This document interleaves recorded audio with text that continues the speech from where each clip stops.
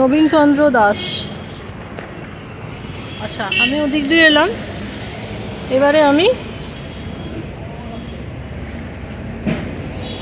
এই গলি দিয়ে ঢুকে যাব। সোজা বেরোচ্ছি, দিয়ে বাঁ দিকে যাব। এটা রাজা বল্লভ স্ট্রিট। প্রদীপ দে, স্কাল্পচার আর্টিস্ট। আমরা কুমারটুলি পার্কের দিকেই যাচ্ছি, কিন্তু বলতে পারে নর্থ ক্যালকাটার অলিগলি দিয়ে ঘুরে বেড়াচ্ছি। পুরনো বাড়ি, পুরনো পাড়া, পুরনো ঐতিহ্য, বাগবাজার অ্যান্ড কুমারটুলি পার্কের সংযোগস্থল। এসব পাড়ার প্রচুর ইতিহাস। এই হলো ট্রাম লাইন। ট্রাম লাইন এসে গেল, এবারে আমি বাঁ দিকে যাব।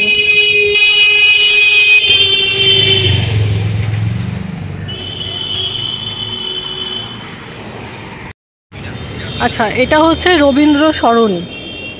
এখানে কাছাকাছি 3টে স্পট আছে, আমি বলে দিচ্ছি। শ্রী শ্রী ঈশ্বর রাধা মদন মোহন জিউ ঠাকুরবাড়ি, স্থাপিত 1761 সাল, 1761, প্রতিষ্ঠাতা গোকুলচন্দ্র মিত্র, 520 রবীন্দ্র সরণি।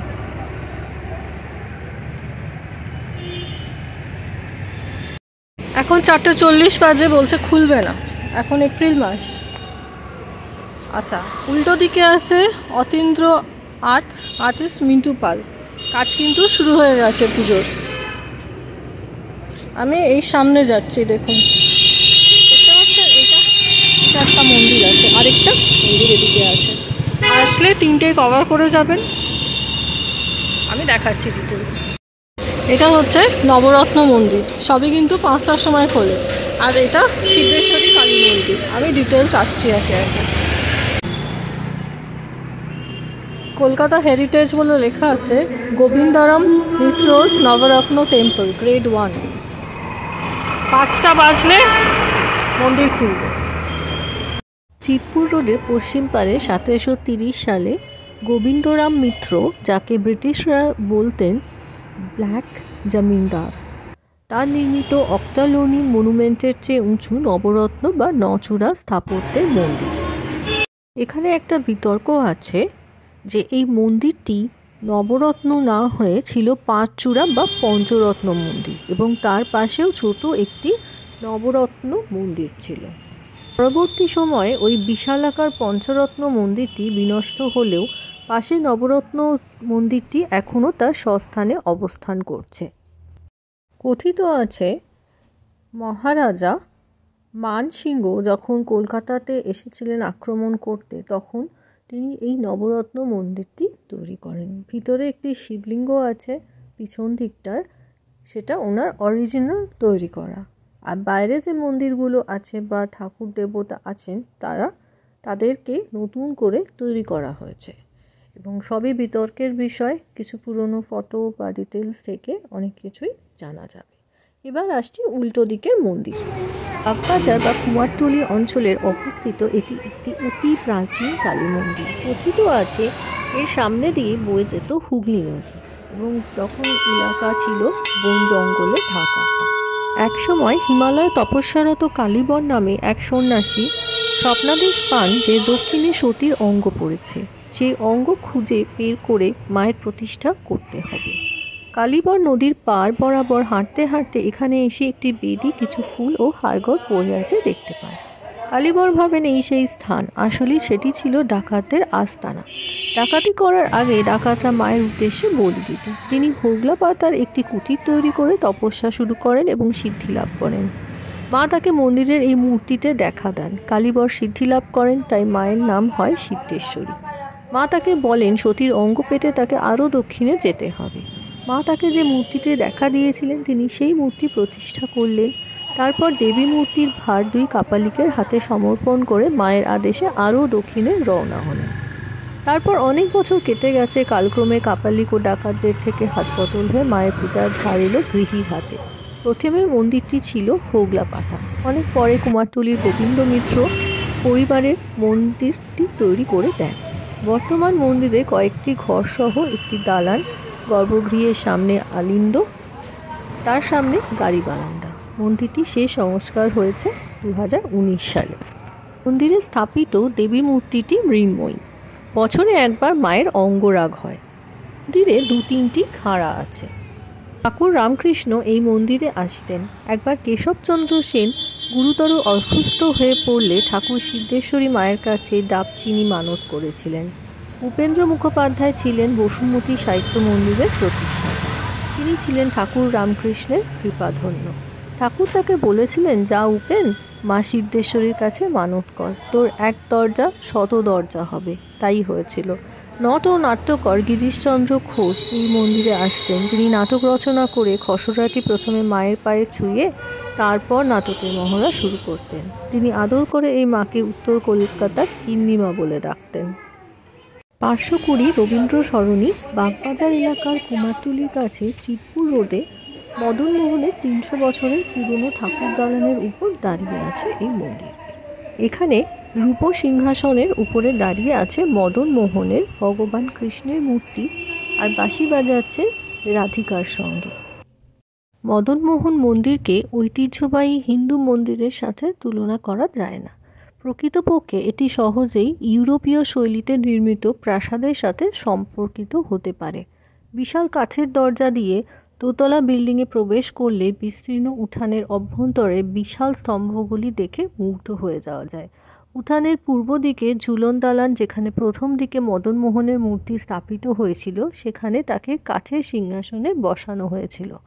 পরে মদন মোহনকে দালানের প্রথম তলায় নির্মিত তার নতুন আবাসে স্থানান্তরিত করা হয়। এখন দেবতার প্রতি শ্রদ্ধা জানাতে একজনকে বিস্তৃত মার্বেল সিঁড়ি বেয়ে উঠতে হবে। মদনমোহন মন্দিরটি 1761 সালে জনৈক গোকুলচন্দ্র মিত্র দ্বারা নির্মিত হয়েছিল, যিনি কলকাতার প্রাচীনতম বসতি স্থাপনকারী হিসেবে স্বীকৃত হতে পারেন। ইস্ট ইন্ডিয়া কোম্পানি তখন কলকাতায় রাজত্ব শুরু করেছে। গোকুল মিত্র তার বুদ্ধি এবং উচ্চাকাঙ্ক্ষিতার জন্য লবণ ব্যবসায়ে নাম লিখিয়েছিলেন। প্রচুর মুনাফা করেছিলেন ওই সময় উনি। তার সমস্ত ব্যবসায়ী কর্মকাণ্ডের মাধ্যমে তিনি প্রচুর সম্পদ অর্জন করেছিলেন। পরে যখন সিরাজউদ্দৌলা কলকাতা আক্রমণ করেন, তখন তিনি গোবিন্দরাম মিত্র, বনমালী সরকার এবং উমিচাঁদের মতো অন্যান্য শক্তিশালী ব্যবসায়ীদের সাথে আক্রমণের কারণে লুটপাট থেকে নিজেদের রক্ষা করতে বাধা তৈরি করতে গাছ কাটতে সাহায্য করেছিলেন। মদনমোহন মন্দিরের পিছনে অনেকটা বিঘা জমিতে গোকুল মিত্রের যে বাড়িটি বিস্তৃত ছিল, সেটি আজ ধ্বংসাবশেষে পরিণত হয়েছে। মদনমোহন দেবতার ইতিহাস বাঁকুড়ার বিষ্ণুপুরের সাথে যুক্ত। মদনমোহনের মূর্তিটি 500 বছরের পুরনো বলে ধারণা করা হয়। মূর্তিটি একসময় ধরণী নামক এক দরিদ্র পুরোহিতের ছিল, যিনি বিষ্ণুপুরের জঙ্গলে থাকতেন। মাল্য রাজ্যের রাজা বীর হাম্বি যখন শিকারে যান, তখন তিনি সুন্দর মূর্তিটি দেখেন এবং এর প্রতি প্রবলভাবে আকৃষ্ট হন। তিনি ব্রাহ্মণকে অনুরোধ করলেন মূর্তিটি তাকে দিয়ে দিতে।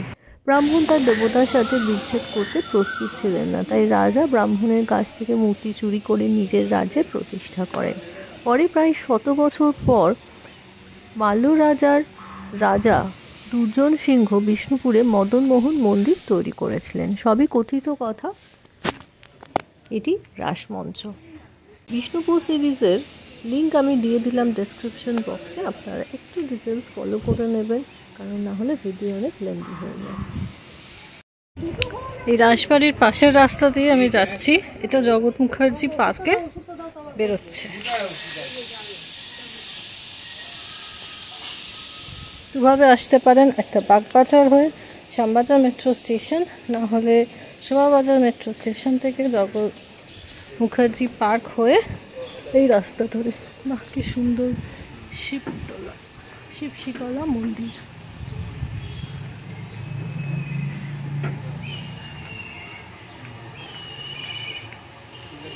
মিষ্টি মুখখানা মায়ের। আমরা হাঁটছি।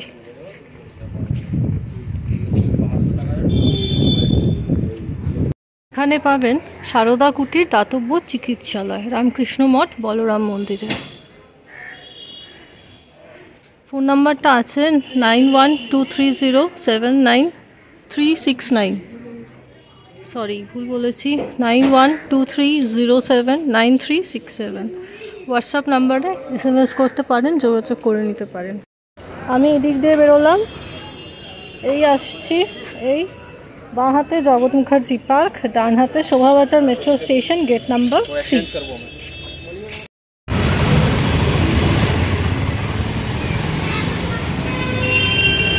সোজা হাঁটবো, metro station, Shobhabazar metro station, gate number 3।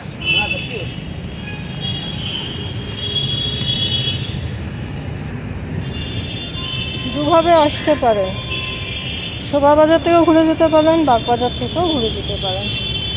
অনেক কনস্ট্রাকশনের কাজ হচ্ছে, পুরনো বাড়ি, পুরনো পাড়া ভেঙে টেঙে একাকার। ওদিকে লেখা আছে শ্যামপুকুর। আমি বোঝানোর চেষ্টা করছি কীভাবে আপনারা আসতে পারেন, সুবিধা হবে। লাল মন্দিরের পিছন দিক দিয়ে বেরোচ্ছে, আর উল্টো পারেই দুদিকে দুটো মেট্রো স্টেশন। আশা করি বোঝাতে পারলাম কীভাবে যাবেন, কীভাবে আসবেন।